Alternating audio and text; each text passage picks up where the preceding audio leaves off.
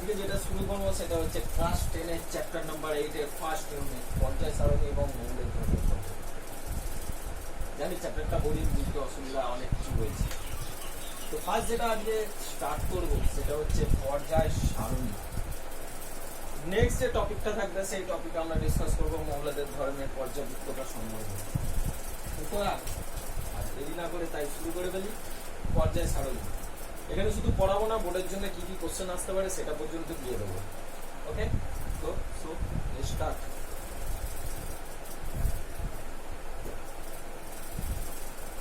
First, পর্যায় সারণী কি? পর্যায় সারণী কেন এলো, তাই তো? পৃথিবীতে প্রায় মৌল আছে আমাদের 99টা। প্রত্যেকটা ক্যারেক্টারিস্টিক আলাদা আলাদা বলতে কিছু কিছু স্পেসিফিক জায়গায় তাদের মিল আছে, কিছু কিছু মৌলের মিল নেই। বাট সেগুলোকে যদি 1 2 3 4 করে সাজাতে যায় তাহলে কি করতে হয়? প্রত্যেকটা মৌলের ইন্ডিভিজুয়াল ক্যারেক্টারিস্টিক আমাদেরকে মনে রাখতে হবে। তার পাশাপাশি আমাদের আরো যেটা মনে রাখতে হবে সেটা হচ্ছে তাদের পরমাণু ক্রমাঙ্ক কিভাবে বাড়ছে, কিভাবে কমছে, তাদের জারণ বিজারণ ক্ষমতার ক্রম কি রয়েছে। মৌলগুলোকে তার জন্য কি করবে, আমাদের একটা স্টেবিলাইজেশন দরকার হয়। মৌলগুলোকে একটা সর্টিং করতে হবে, যে আকারে সাজালে কি হয় প্রত্যেকটা জায়গা থেকে প্রত্যেকটা মৌলে মিল পাবো। একটা ক্যারেক্টারিস্টিক যদি পড়ে যদি আরো বাকি ক্যারেক্টারিস্টিক গুলো পেয়ে যায়, তার জন্য আমাদের কি দরকার, একটা কিছু টেবিল ফরম্যাট দরকার। যে টেবিল ফরম্যাটটা থেকে আমরা অনায়াসেই বলে দিতে পারবো কোন মৌলে কি রয়েছে, কি ক্যারেক্টারিস্টিক। তাই এই মৌলের সম্বন্ধে ফার্স্ট যে ধারণা দেয় সেটা হচ্ছে অ্যাকচুয়ালি মৌলের পরমাণু সম্বন্ধে ধারণা দেয় জন ডাল্টন। তারপর যে আসে সে হচ্ছে ডোবেরনিয়ার। সালটা ছিল 1817 আর বিজ্ঞানীটার নাম হচ্ছে ডোবেরনিয়ার। সে কি করেছিল, সে একটা ফর্মুলা দিয়েছিল। কি ফর্মুলা? সেটা হচ্ছে ট্রায়েড রুল বা ত্রয়ী সূত্র। সেই সূত্রটা কি বলছে, কিছু কিছু তিনখানা করে মৌল রয়েছে যারা কি করে তাদের নিজেদের মধ্যে মৌলের ধর্মে সাদৃশ্যতা দেখায়। যেমন সোডিয়াম,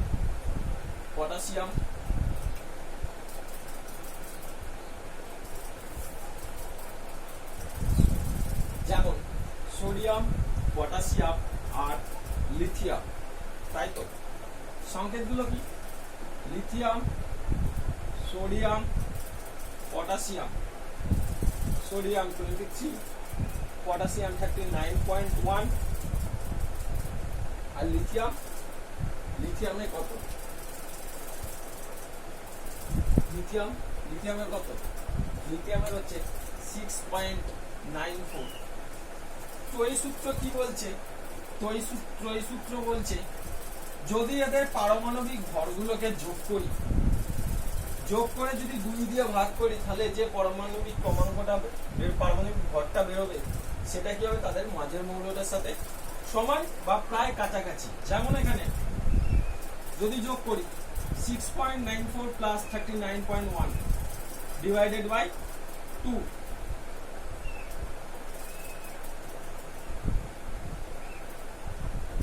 नियर अबाउट 46/2 मतलब 23। সেটা হচ্ছে আমাদের সোডিয়ামে। ঠিক আছে, এটা খাতায় নোটস কর।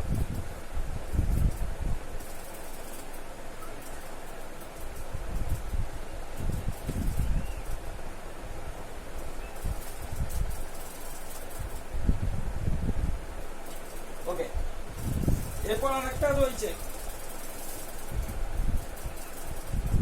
যেটা হচ্ছে chlorine, bromine, iodine.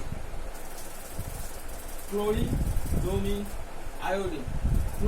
35.5, bromine, iodine 127, bromine 80।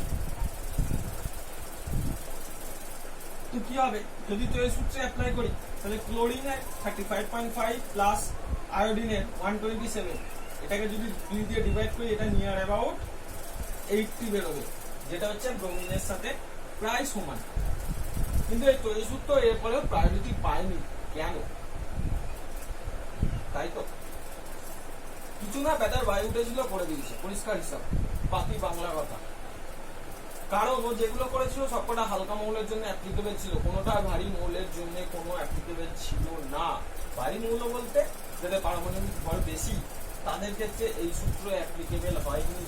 তাই এখানে ডোবেনিয়ারের ত্রয়ী সূত্র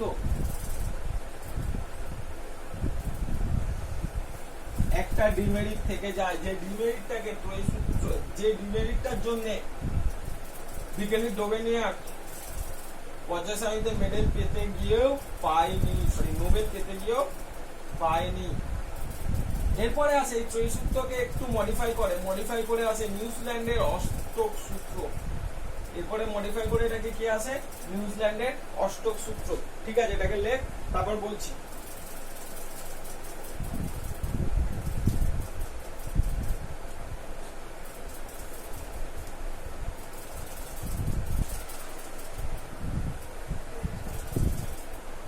তো নিউজিল্যান্ডের অষ্টক সূত্র কি বলছে? নিউজিল্যান্ড 20খানা মৌলিক মৌল নেয়, সেই মৌলকে নিয়ে গিয়ে একটা টেবিল তৈরি করে, যে টেবিলে কি হতো প্রত্যেকটা 8টা মৌল পরপর তাদের ধর্মগুলো পর্যায়বৃত্তকারে পুনরাবৃত্তি ঘটতো।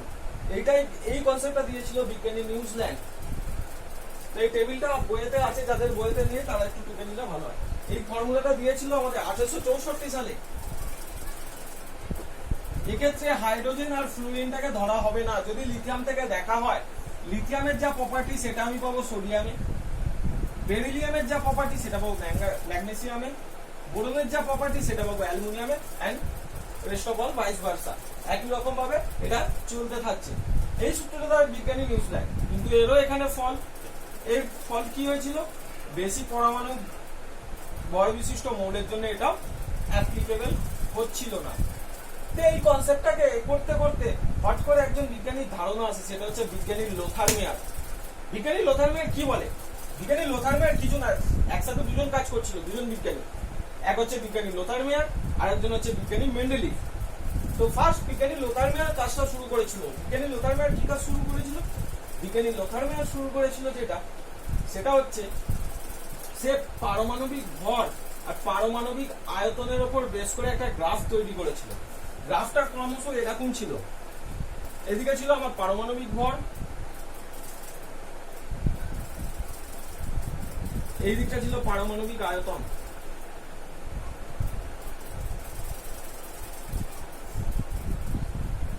ও যখন গ্রাফটা তৈরি করলো বিভিন্ন মৌল নিয়ে, তখন গ্রাফটা ক্রমশ এরকম ছিল।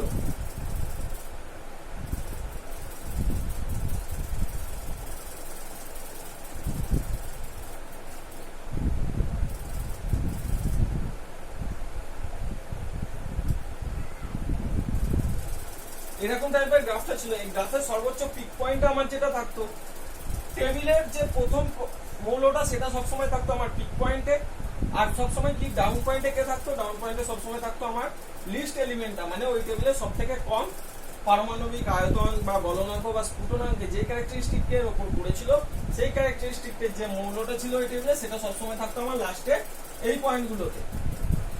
তো এই কনসেপ্টটা এরকমই এক সেম কনসেপ্ট এনেছিল, সেটা হচ্ছে মেন্ডেলিভ। মেন্ডেলিভ কি করেছিল? মেন্ডেলিভ একই কনসেপ্ট দিয়েছিল। মেন্ডেলিভের কনসেপ্টটাও সেই পারমাণবিক ভর, পারমাণবিক আয়তন, স্ফুটনাঙ্ক, গলনাঙ্ক এদের উপর ডিপেন্ড করে তৈরি করেছিল। কিন্তু ব্যাপারটা হচ্ছে লোথার মেয়ারের সাবমিশনটা হয়েছিল যখন প্রজেকশন নিয়ে কাজ শুরু করেছিল দুজনে একসাথে। লোথার মেয়ার কাজ শেষ করার পর মেন্ডেলিভ কাজ শেষ করার আগে মেন্ডেলিভ তার প্রজেক্ট সাবমিট করে।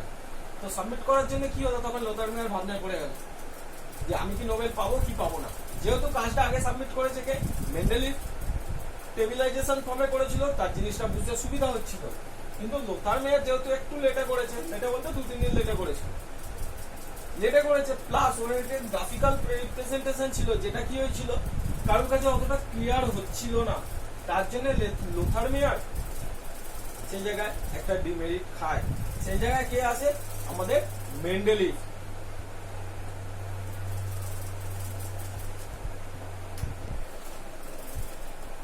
বিজ্ঞানী লোথার মেয়ার কি করেছিল? 1871 খ্রিস্টাব্দে একটা টেবিল তৈরি করেছিল, যে টেবিলটা হচ্ছে 7টা পর্যায় 8টা শ্রেণী নিয়ে তৈরি। এবার শুরু হচ্ছে অরিজিনাল পর্যায় সারণী। কি করে শিখিয়ে দেবো কিভাবে একটা পর্যায় সারণী মুখস্থ রাখতে হয়, কিভাবে কোন মৌলের কত কি পারমাণবিক ক্রমাঙ্ক, কি পারমাণবিক ভর, A to Z I will discuss it.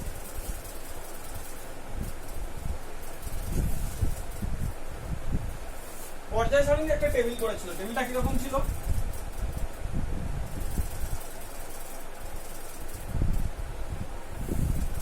টেবিলটা আমি এঁকে নিই।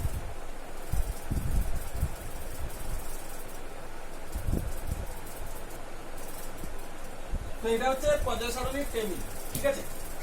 যখন আমরা রো ধরে ধরে যাবো সেগুলোকে আমরা কি বলবো? পর্যায় বা পিরিয়ড। যখন আমরা ডাউনওয়ার্ড আসবো সেগুলোকে বলবো শ্রেণী অর সিরিজ। মেন্ডেল এরকমই কিছু একটা কনসেপ্ট দিয়েছিল, কিছু একটা না, এই কনসেপ্টটাই দিয়েছিল। এবার ব্যাপার হচ্ছে মেন্ডেলিভ এই কনসেপ্টটা দিলেও ওখানে একটা খুব ভালো জিনিস করেছিল, কিছু আবার খারাপ জিনিসও করেছিল। তো ভালো জিনিসগুলো কি করেছিল? সে ভালো জিনিসগুলো একটা জিনিসই করেছিল, সে প্রত্যেকটা সিরিজে প্রত্যেকটা পর্যায়ে দুটো করে শ্রেণী করেছিল। সাপোজ এটা ওয়ান সিরিজের জন্য কি করেছিল? 1A 1B, সেকেন্ড সিরিজের জন্য সেকেন্ড A সেকেন্ড B, এরকম ভাবে করে করে 8টা করেছিল। করার পরে ও কি করেছিল? কিছু কিছু জায়গায় গ্যাপ রেখে দিয়েছিল, কারণ এটা বহুত মনে হয় অ্যাস্ট্রোলজি দেখতো। তার জন্য কি হয়েছিল, ও ভবিষ্যতে আন্দাজা করেছিল যে আরো কিছু কিছু মৌল আমার আবিষ্কার হতে পারে। তার জন্য কি করেছিল? ওই জায়গাটা করে একটা করে গ্যাপ রেখে দিয়েছিল, যেটা বইতে দেওয়া আছে। সে ওই জায়গাটা গ্যাপ রেখে দিয়েছিল। এবার গ্যাপ রাখার জন্য কি হলো? সে একটা মেরিট পেয়ে গেল যে না, ইন ফিউচার যদি আমার কোনো একটা মৌল তৈরি হয়, সেই মৌলটাকে আমি কোথায় ঢুকিয়ে দেবো? গ্যাপে ঢুকিয়ে দেবো। এরপর ছাড়াও কি হলো? পর্যায় সারণীর মাধ্যমে বিভিন্ন মৌলের ক্যারেক্টারিস্টিক সম্বন্ধে আমাদের জানা সম্ভব হলো। পাশাপাশি আরেকটা সব থেকে যেটা জিনিস, সেটা হচ্ছে কিছু কিছু মৌল পাওয়া গেছিল যাদের ভর নির্ণয় করা খুবই ত্রুটিপূর্ণ হয়ে উঠেছিল। সেই মৌলগুলোকে মেন্ডেলিভের পর্যায় সূত্রের সাহায্যে একমাত্র এটা রেকটিফাই করা সম্ভব হয়েছিল। এইগুলো হচ্ছে মেন্ডেলের মেরিট। বাট যেখানে মেরিট থাকবে তার তো ডিমেরিট কিছু থাকবেই, তাই না? ডিমেরিট কি? ফার্স্ট ডিমেরিট মেন্ডেল যেটা করেছিল সেটা কি? প্রত্যেকটা জিনিসকে পারমাণবিক ভর আকারে সাজাচ্ছিল। পারমাণবিক ভর আকারে সাজাতেও সে একটা ভুল করে ফেলেছে। কি ভুল? আর্গনের পারমাণবিক ভর 39.94 আর পটাশিয়ামের পারমাণবিক ভর 39.1। ওটা কি করেছিল? আর্গনকে পটাশিয়ামের আগে দিয়ে দিয়েছিল। ও তো অ্যাকচুয়ালি পর্যায় সারণীটা তৈরি করছিল কিভাবে? পর্যায় সারণীটা তৈরি করছিল এইভাবে যে আমার পারমাণবিক ভরগুলো আস্তে আস্তে আস্তে যত এদিকে যাবে বাড়বে, এদিক থেকে এদিকে যত যাবে বাড়বে। বাড়বে বলতে এরকম না ও 8 নম্বরে গিয়ে একটা এন্ড হবে পারমাণবিক ভর। কিন্তু 1 নম্বরে আমার যে পারমাণবিক ভর সম্বন্ধ যে মৌলটা ছিল, সেই সেম ক্যারেক্টারিস্টিকের আর একটা মৌল পাওয়া গেছিল যার কিন্তু পারমাণবিক ভরটা আলাদা। তাকে কি করে বলছিল?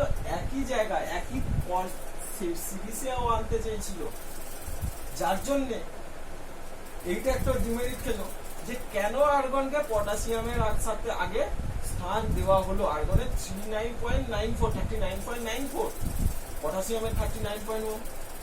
পটাশিয়াম কেন আগে এলো না, আর্গন কেন আগে চলে এলো? এটা একটা ডিমেরিট। অ্যাকচুয়ালি ও এটা করতে চাইছিল, দেখলো পটাশিয়ামের সাথে আগের কিছু একটা মৌলের ও মিল পাচ্ছিল। সোডিয়ামের যে এলিমেন্টটা রয়েছে, সেই এলিমেন্টের যে সিরিজটা রয়েছে, সেই সিরিজের সাথে মিল থাকছে। তার জন্য কি করলো? পটাশিয়ামকে তো সোডিয়ামের সাথে মিল খাচ্ছিল, কিন্তু সে কি করলো? ওখান থেকে ওকে সরিয়ে আর্গনকে আগে রিপ্লেস করলো, যেটা ছিল সব থেকে বড় একটা ডিমেরিট। তার পাশাপাশি কি হাইড্রোজেন বলে একটা মৌল রয়েছে, যেই মৌলটা গ্রুপ এ তে ক্ষারীয় মৌলের ক্ষার ধাতুর মতো আচরণ করে, আবার কি করে সে হ্যালোজেন সিরিজের সাথে আরো একই রকম ক্যারেক্টারিস্টিক দিচ্ছে। সে ওই হাইড্রোজেনটাকে কোনো স্পেসিফিক পজিশন দিতে পারেনি, যেই পজিশনটা এখনো পর্যন্ত দেওয়া সম্ভব হয়নি, ও সেটা দিতে পারেনি। এটা আর একটা ডিমেরিট খেলো। এরকম বহু বহু বহু ভুল করেছি, যার জন্য কি হলো, এটাও ডিমেরিট খেলো। এবার এটা ডিমেরিট খেলেও তার তো রেকটিফাই কেউ করবে, সেই রেকটিফাইটা কে করবে? সেই রেকটিফাইটা করছে আমাদের মোজলে। মোজলে কি করলো, মোজলে যখন এক্স-রে পরীক্ষা করতে শুরু করলো, মোজলে যখন এক্স-রে পরীক্ষা করতে শুরু করলো, তখন সে দেখলো যে না, মৌলরা যে ধর্মগুলো পর্যায়বৃত্ত হচ্ছে, মৌলের যে ধর্মের পর্যায়বৃত্ত ঘটছে, সেটা তার পরমাণুর ভরের উপর ডিপেন্ড করে না। তাহলে কার উপর ডিপেন্ড করে? যদি পারমাণবিক ভরের উপর ডিপেন্ড না করে, তাহলে কার উপর ডিপেন্ড করে? ওটা ডিপেন্ড করে মৌলের পরমাণু ক্রমাঙ্কের উপর। এটা ডিপেন্ড করে মৌলের পরমাণুর ক্রমাঙ্কের উপর। মৌলের পরমাণু ক্রমাঙ্ক কার উপর ডিপেন্ড করে? ডিপেন্ড করে তার ইলেকট্রনের উপর, ইলেকট্রন সংখ্যা কত আছে তার উপর। এবার ব্যাপারটা হচ্ছে, হয়তো বিভিন্ন মৌলের বিভিন্ন ইলেকট্রন সংখ্যা হতে পারে, তাহলে কি করে এই টেবিল ফরম্যাটে আসবে? তখন মোজলে কি করলো, মোজলে বলছে না, এখানে আমার 8টা পিরিয়ড, সরি 8টা সিরিজ থাকবে না, এখানে আমার কটা সিরিজ আসবে? 18টা সিরিজ আসবে। সেই 18টা সিরিজে কি হবে, আমার মৌলের ইলেকট্রন যাই হোক, হোয়াট এভার, আমি দেখবো তার আউটার মোস্ট অরবিটে কটা ইলেকট্রন আছে, আমি তার উপর বেস করে এগুলোকে সাজাবো। এটা এই থেকে শুরু হলো আমাদের আধুনিক পর্যায় সারণী। যে আধুনিক পর্যায় সারণীতে আমাদের কটা পর্যায়? 7টা পর্যায় আর 18টা শ্রেণী রয়েছে। এটাই হচ্ছে মোজলে। ক্লিয়ার? ওকে, তাহলে এগুলো এবার মুছে দিই। এবার দেখা যাক মডার্ন যে পিরিয়ডিক টেবিল মোজলে যেটা দিল সেটা কি। স্টার্ট করা যাক। সবার কাছে বই আছে আশা করি, তো বইটা একটু খুললে ভালো হয়, ব্যাগের মধ্যে রেখে লাভ নেই, সারা জীবন তো ব্যাগেই থাকে।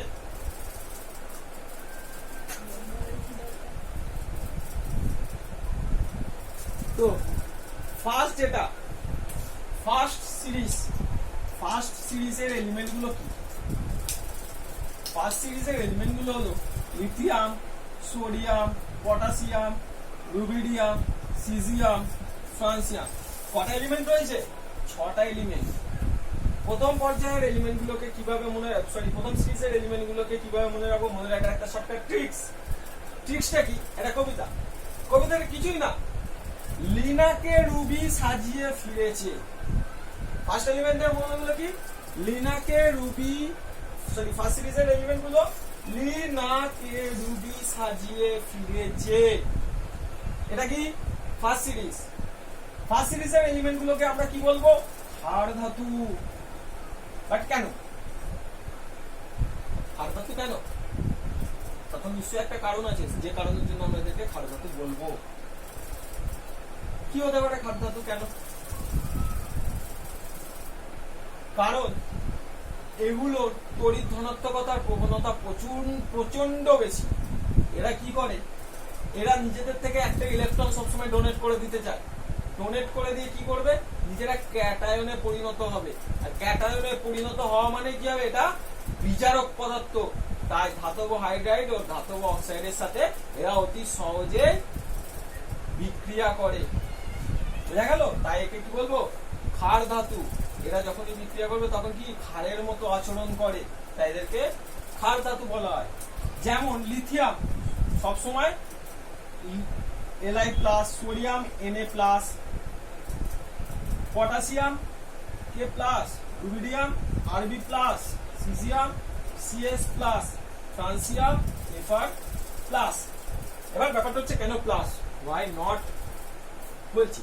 তার আগে যেতে হবে একটু পরমাণুর স্ট্রাকচার, অ্যাটমিক স্ট্রাকচারে। অ্যাটমিক স্ট্রাকচার কি বলছি? মাঝখানে আমার কে থাকবে?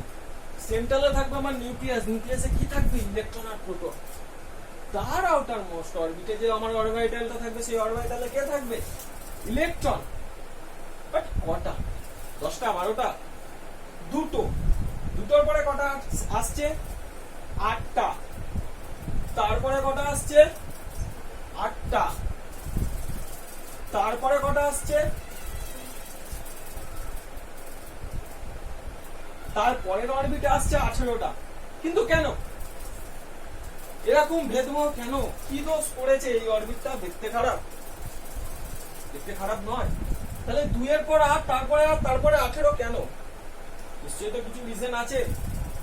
সেই রিজন ছাড়া কিভাবে সম্ভব বলছি। বইতে পাতিকথা লেখা আছে এটা কে, এটা এল, এটা এম, এটা এন, তাই তো? কে কক্ষে 2, এল কক্ষে 8টা, এম কক্ষে 8টা, এন কক্ষে 18টা। কিন্তু কেন? প্রশ্নটা কেন, তাই তো? প্রশ্নটা বলে দিচ্ছি, উত্তরটাও আমি দিয়ে দিচ্ছি, ভাবতে হবে না, খুঁজতে হবে না। অ্যাকচুয়ালি ইলেকট্রনের অরবিটাল গুলোকে ভাগ করা হয় এস, পি, ডি, এফ, 4টে ভাগে ভাগ করা হয়। এস পোরশনে হাইয়েস্ট 2টো ইলেকট্রন থাকবে। এস পোরশনে হাইয়েস্ট কত ইলেকট্রন থাকবে? 2টো ইলেকট্রন। এইগুলো সব হাফ স্পিনে থাকবে, প্রত্যেকটা হাফ স্পিন করে 2টো ইলেকট্রন। পি অরবিটালে থাকবে আমার 6টা।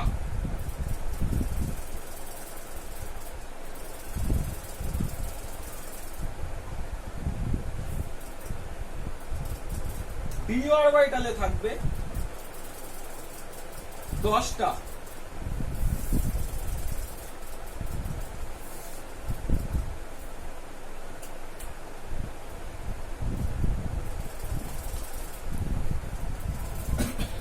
এফটা দরকার নেই, এফ এ 40। লাইটিং এর কিছু প্রবলেমের জন্য পিটা ওখানে বোঝা যাচ্ছে না, তো পিটা আমি এদিকে করে দিচ্ছি। পি অরবিটালে কটা থাকবে আমার? ম্যাক্সিমাম 6টা।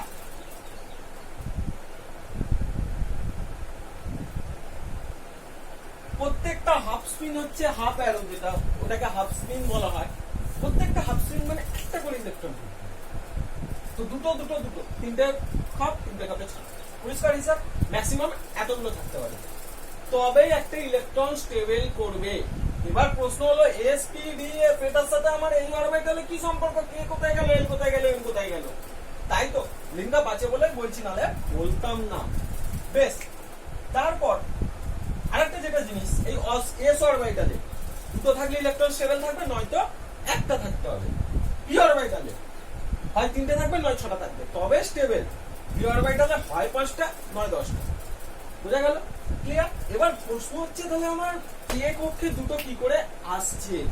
চল দেখা যাক।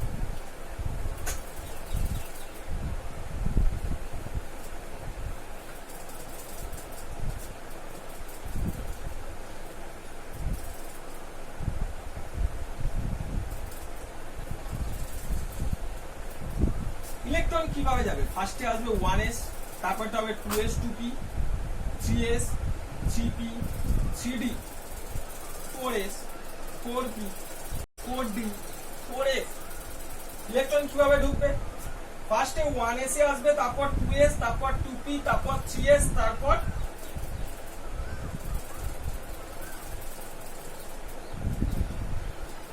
3s, তারপর 3p, তারপর 4s, তারপর 3d, তারপর 4d।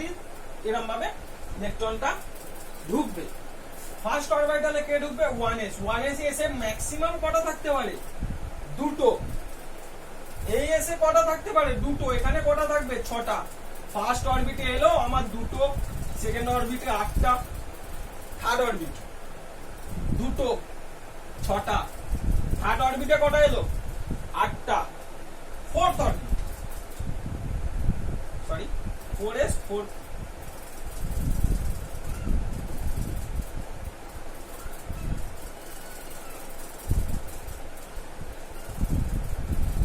তারপরে যেটা আছে 4 নম্বরে, এস এর কটা? 2টো, ডি এর কটা? 10টা, পি এর কটা? 6টা। 10 প্লাস 6 প্লাস 2, 18টা হলো। 2টো, 8টা, 8টা। কে কক্ষে কটা এলো? 2টো। এল কক্ষে 8টা, এম কক্ষে 8টা, এন কক্ষে 10টা, সরি 18টা। যেমন একটা স্ট্রাকচার ফর লিথিয়াম,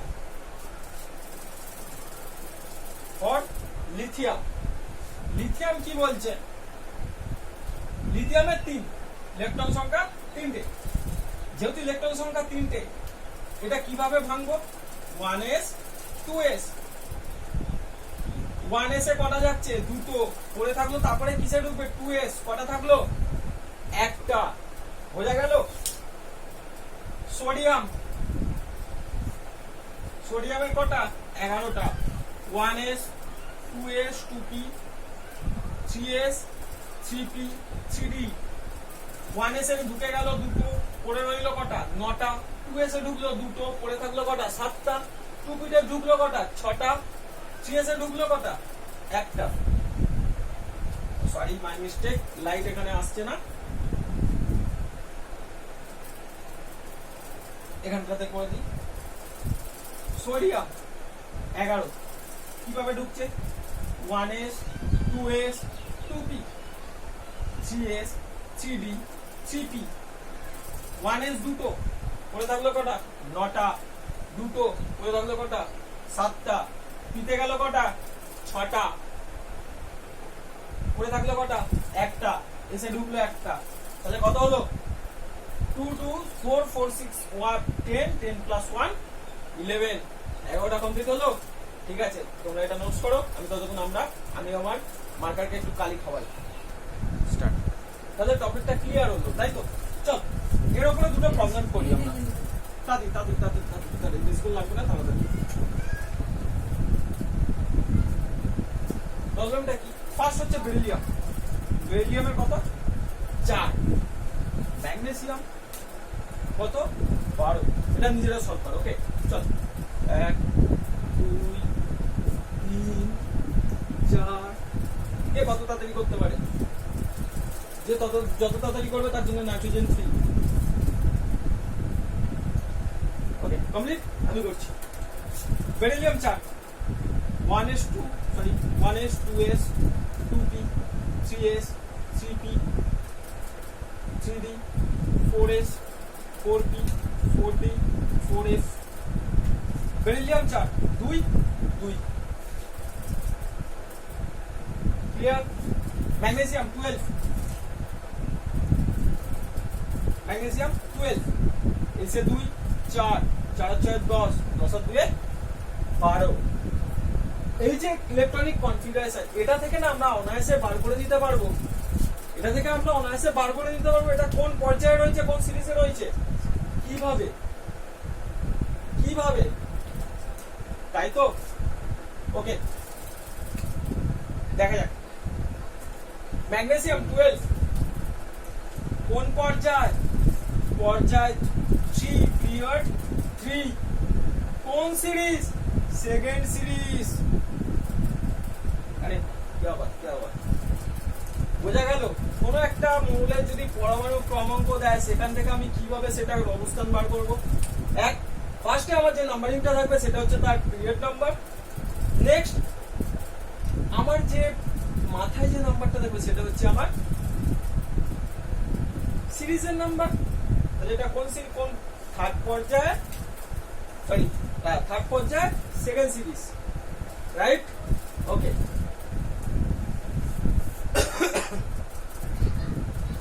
ওকে, তো ফার্স্ট যেটা ছিল আমাদের কি কি ছিল? Lithium, sodium, potassium, rubidium, caesium, francium. তো ছয়টা যেটা শিখেছি, আশা করি যদি কেউ জিজ্ঞাসা করে ফার্স্ট সিরিজের পর্যায়ে ভাবে তার এলিমেন্ট গুলোর নাম কি, এগুলো ইজিলি একদম 200% শিওর নির্ভুল ভাবে বলে দেওয়া যাবে। তো দেখা যাক লিথিয়ামের case. Lithium 3, electronic configuration 1s2 2s2, sorry 1s2 2s1 2p0, তাই তো? রাইট। আমার এখান থেকে আমি বলতে পারি লিথিয়াম আমার সেকেন্ড পর্যায়ে প্রথম শ্রেণীতে রয়েছে। প্রথমটা ডিনোট করবে পর্যায়, তারপরটা হচ্ছে শ্রেণী। বিশ্বাস না হলে পিরিয়ডিক টেবিল ভিডিও দেখে নে, যদি না পেলে 200 টাকা করে। ও সরি 500 MB ডেটা ঠিক বাইরে চল। এটা হলো। এবার ব্যাপারটা হচ্ছে আমার ফার্স্ট অরবিটে কটা থাকবে? দুটো। সেকেন্ড অরবিটে কটা থাকবে? 8টা। কিন্তু লিথিয়ামের ক্ষেত্রে ইলেকট্রনিক কনফিগারেশন কি হচ্ছে আমার 2,1। আমার এই অরবিটে থাকার কথা ছিল 8টা। তো লিথিয়াম কি করবে, না ভাই আমার দরকার নেই, তুই এক কাজ কর, তুই আমার অক্সিজেন একটা ইলেকট্রন নিয়ে নে, আমি ভাই স্টেবল কন্ডিশনে থাকবো, দুটো নিয়ে থাকবো, সুখে থাকবো, একটা ঝামেলা নিয়ে দরকার নেই। দোকানে গার্লফ্রেন্ড আছে ঠিক আছে, আর একটু এক্সট্রা গার্লফ্রেন্ডের দরকার নেই, এরকম হয়ে গেছে ব্যাপার। তো কি করবে, একটা ইলেকট্রন ছেড়ে দেবে, ইলেকট্রন নেগেটিভ চার্জ, একটা নেগেটিভ চার্জ চলে যাওয়া মানে সেই জায়গায় কি চলে আসবে, প্লাস চার্জ। বোঝা গেল? তাহলে লিথিয়াম সবসময় কি করছে, এরা ক্ষার ধাতুগুলো সবসময় ক্যাটায়ন তৈরির প্রবণতা দেখাচ্ছে। ক্লিয়ার? ফার্স্ট এলিমেন্ট হলো, চল এবার সেকেন্ড এলিমেন্ট, এবার স্টার্ট করি সেকেন্ড পর্যায়ে। সেকেন্ড পর্যায়ে কি আছে, বেরিলিয়াম, ম্যাগনেসিয়াম, ক্যালসিয়াম,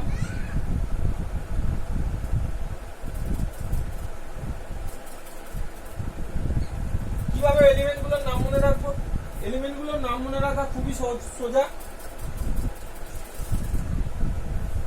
সেটা হলো beryllium, magnesium, calcium,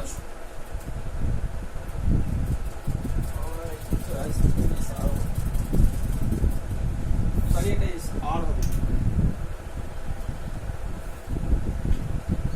beryllium, magnesium, calcium, strontium, barium, radium. কিভাবে মনে রাখবো এটা, এটা মনে রাখবো আরো बेटा मांगे कार स्कूटर पे बाप राजी। क्लियर? बेटा मांगे कार स्कूटर पे बाप राजी। ये लोग এটা 4, এটা 12, এটা 20। রেস্ট অফ অল মুখস্থ করলে মুখস্থ করবে, না মুখস্থ করলে মুখস্থ করার দরকার নেই, কারণ ম্যাক্সিমাম আসবে এটা থেকে বসছে।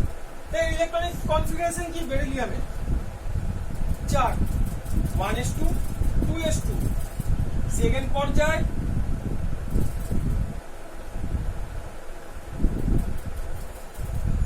Second series. তো এই ক্ষেত্রে যদি কোনো একটা মৌলের এলিমেন্টে যদি ইলেকট্রনিক নাম্বার দিয়ে দেয় বা পরমাণু ক্রমাঙ্ক দিয়ে দেয়, তাহলে আরামসে আমরা বার করে নিতে পারবো সেটা কোন পর্যায়ে কোন সিরিজে রয়েছে। বোঝা গেল? এটা হচ্ছে গবেষণার চ্যালেঞ্জ, যা আমাদের সবকিছু শর্টকাট ট্রিক্সে। ওকে, তো যেটা বলছিলাম বেরিলিয়ামের আউটার মোস্টে কটা রয়েছে, সেকেন্ড অরবিট ফার্স্ট অরবিটে যেটা আমার দুটো থাকার কথা কমপ্লিট, বাট সেকেন্ড অরবিটে কি আমার 8টা কমপ্লিট হয়েছে? না, 8টা কমপ্লিট হয়নি। কটা রয়েছে? দুটো রয়েছে। যদি এখানে দুটো থাকে তাহলে এটা কি করবে, দুটো থাকলে এটা কি করবে, নিয়ে নে ভাই, দুটো দরকার নেই আমার, 6টা ইলেকট্রন নেওয়ার থেকে 2টো ইলেকট্রন দিয়ে দেবো, তাই না? যদি আমার 2টো ইলেকট্রন দিয়ে দেয় তার মানে এরাও কি হবে, এরাও ক্যাটায়নে তৈরি হবে, তার জন্য B+2। কখনো Be+ লেখা হয় না, ওয়াই কারণটা বোঝা গেল? ম্যাগনেসিয়ামকে স্টেবল করাতে কি করতে হয়, Mg+2। Why Mg+2 not, why not Mg+? কেন Mg+ নয়? তার কারণ একটাই, কারণ কি, যেটা স্টেবল থাকার জন্য 2টো ইলেকট্রন দিয়ে দেবে, নিয়ে যা ভাই, আমি পেয়েছি। বুঝতে পারলি কেন ম্যাগনেসিয়াম +2 এরা কেন +2 চার্জ হয়? অ্যাকচুয়ালি ব্লক হয়, SPDF বলে ব্লক হয় পর্যায় সারণীতে। যখন হায়ার স্টাডিজ পড়বি ক্লাস 11-এ পিরিয়ডিক টেবিল, তখন সেখানে S block, P block, B block, A block, এই ব্লকগুলো থাকবে। প্রথম যে সিরিজটা করেছিলাম লিথিয়াম, সোডিয়াম, ক্যালসিয়াম, সেই সিরিজটা আমার কোথায় থাকছে, S ব্লক, S1 ব্লকে থাকছে। সেটা কোন ব্লকে থাকবে, সেটা থাকবে S1 ব্লকে। ম্যাগনেসিয়াম, বেরিলিয়াম, ক্যালসিয়াম এগুলো কোন ব্লকে থাকছে, S2 ব্লকে। বোঝা গেল? এই S2 ব্লককে কি বলে, ক্ষারীয় মৃত্তিকা ধাতু। কেন ক্ষারীয় মৃত্তিকা ধাতু? তার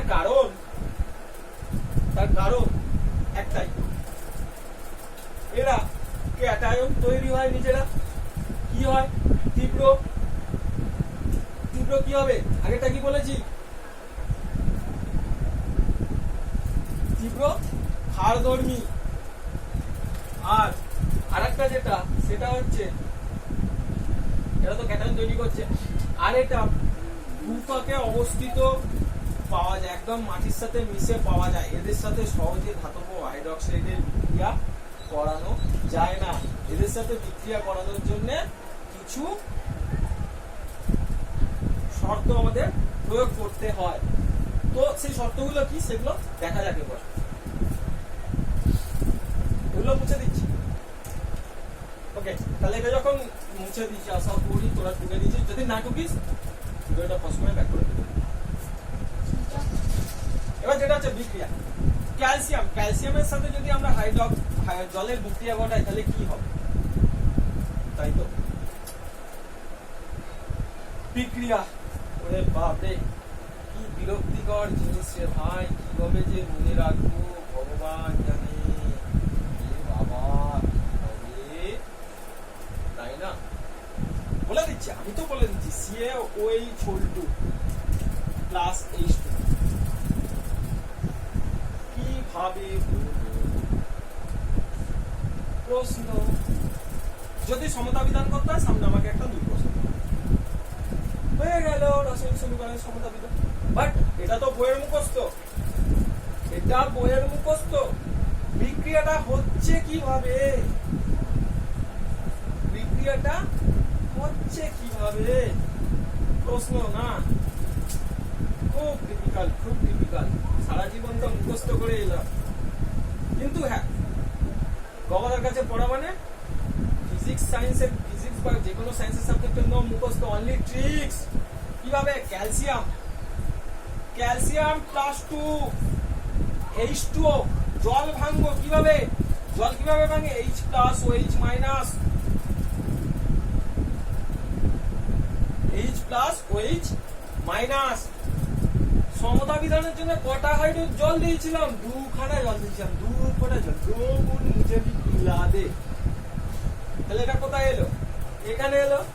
फिर देख होता है क्या, কটা মাইনাস, একটা, একটা OH এর জন্য একটা মাইনাস, দুটো OH এর জন্য কটা মাইনাস হবে, দুটো মাইনাস।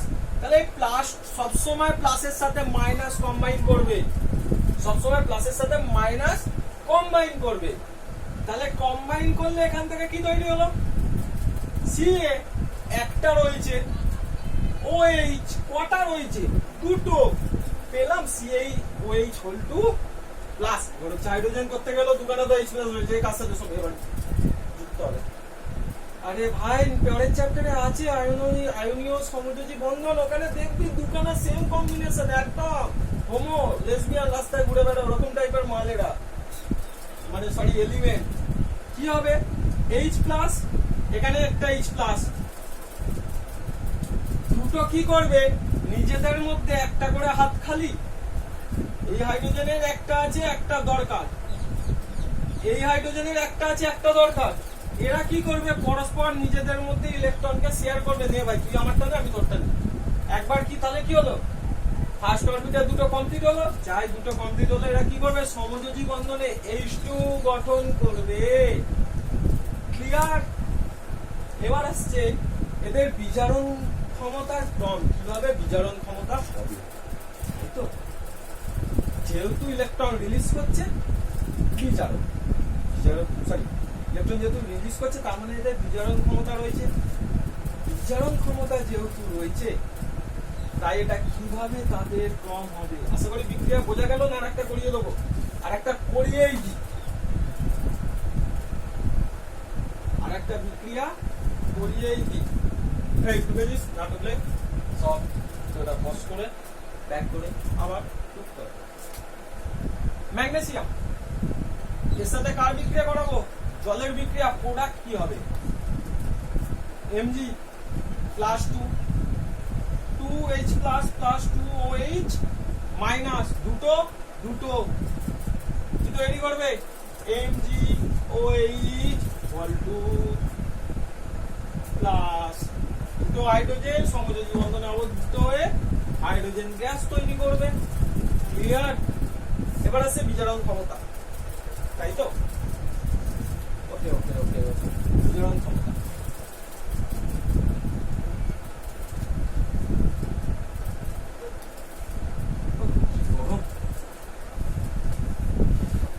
মাথার পায়ের ঘাম মাথায় উঠে যাচ্ছে। যাই হোক, গ্রুপ 1 বিজারণ ক্ষমতার ক্রম কি,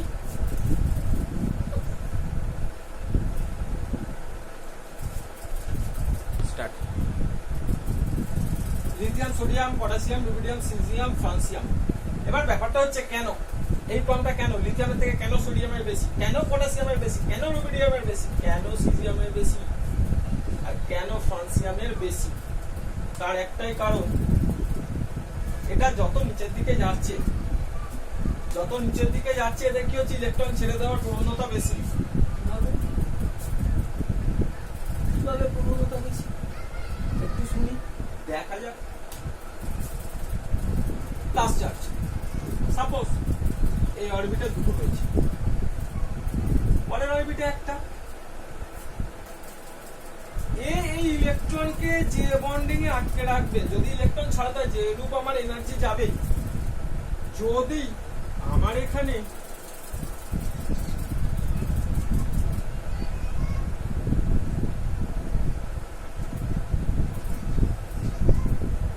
এই ইলেকট্রনটাকে তাড়াতে এখান থেকে মানে বার করে দিতে আমার কম এনার্জি লাগবে।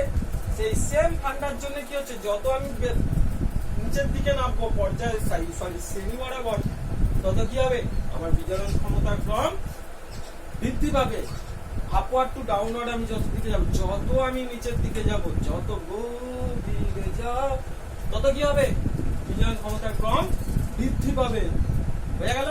চল, বিজারণ ক্ষমতার ক্রম কিভাবে বৃদ্ধি পাচ্ছে মনে রাখার সহজ উপায়, যত নিচের দিকে আসছি তত কি আছে, গভীরে যাব, যত গভীরে যাবে তত অক্সিজেন কম, আর যত অক্সিজেন কম হবে তত ইলেকট্রনের মরে যাওয়ার চান্স বেশি থাকবে।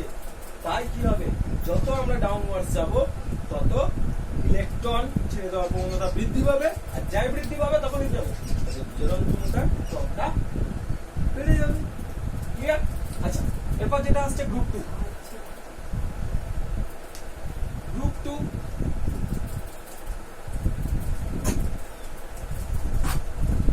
গ্রুপ 2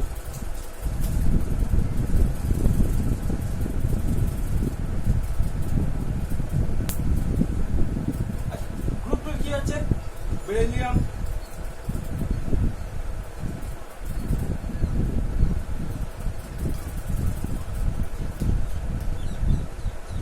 বেরিলিয়ামের সেম কনসেপ্ট, যত নিচের দিকে যাবো ইলেকট্রন ছেড়ে দেওয়ার প্রবণতা বৃদ্ধি পাবে। তাই কি হবে, এইটা সিরিজটা কি হবে, যত ডাউনওয়ার্ডস তত বিজারণ ক্ষমতা কম বৃদ্ধি। সো এইটুকু থাক। নেক্সট হবে প্রত্যেকটা পিরিয়ডিক টেবিলের প্রত্যেকটা পর্যায়ে এলিমেন্ট ধরে ধরে তাদের কোনটা কি আছে, কি কি বিক্রিয়া হতে পারে, এ টু জেড নেক্সট ক্লাস।